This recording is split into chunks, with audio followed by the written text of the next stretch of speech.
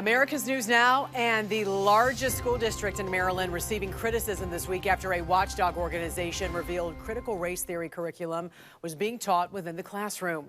Joining us right now to discuss the documents in further detail, President of Judicial Watch, Tom Fitton. Tom, welcome to the National Desk. Good to have you on.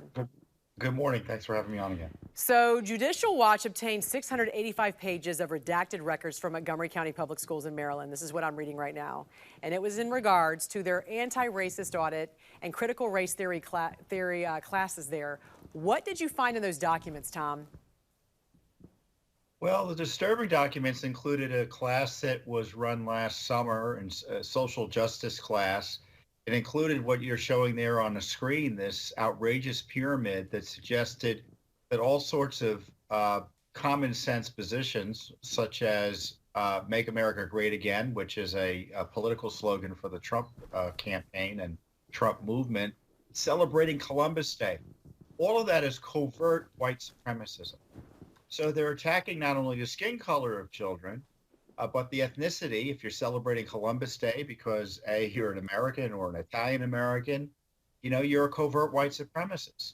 And it's all of these words that and theories of whiteness that turn kids into racists, or at least they suggest that they're racist. And in my view, you've got this division being imposed on children that's race-based and separatist in a way that's illegal. And on top of that, there's a program, they had spent $455,000 or so on an anti-racist system audit. They gave this company that does this type of work for a living, I guess, money to tell the school system how systematic racist it is.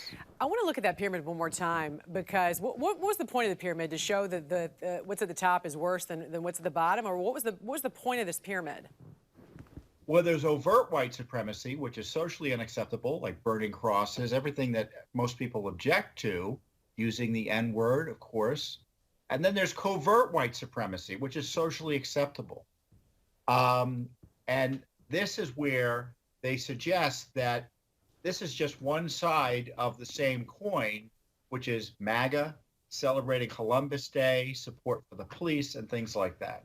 I got to ask you, is it true that students were being taught that having a positive relationship with police was a form of white privilege? Oh, it sure is. And, you know, that's standard language for critical race theory teaching. Montgomery County is the biggest school district in Maryland. It is just outside Washington, D.C., so it's really the suburb of the capital, one of the major bedroom communities. And I tell you, what goes on in Montgomery County is going on in other places outside of Washington, D.C., as I'm sure you've been covering here on the network, that it's been going on all over the country. And it's bad enough it's happening at the local level, but you have the Biden administration pushing this agenda through funding and other programs. You have the military pushing it. And of course, we've had stories about corporate trainings that also are racist. But in my view, the Civil Rights Division of the Justice Department needs to be investigating Montgomery County over this racist training. When you've talked to parents and other people in regards to this, how many were aware of this curriculum being taught in their schools? Oh, few are aware, but more now are more sensitive to it. And to me, the concern about critical race theory is one of the most significant grassroots movements out there since the Tea Party.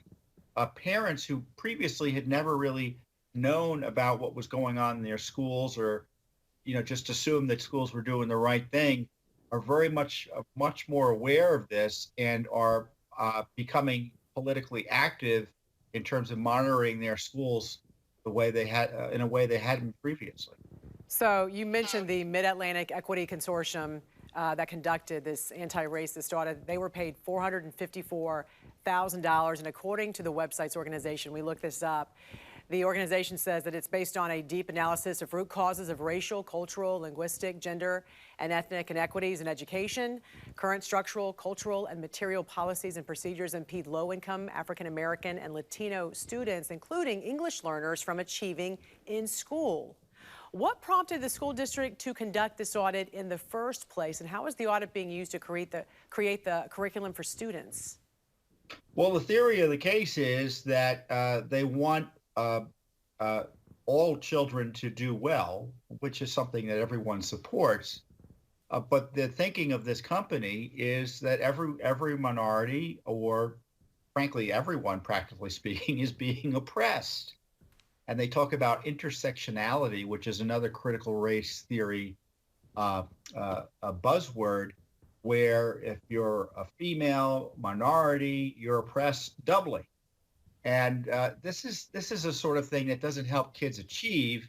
It just turns them into victims, and it turns fellow students who are white into oppressors. And that type of racial segregation is an abomination, in my view, both legally and morally.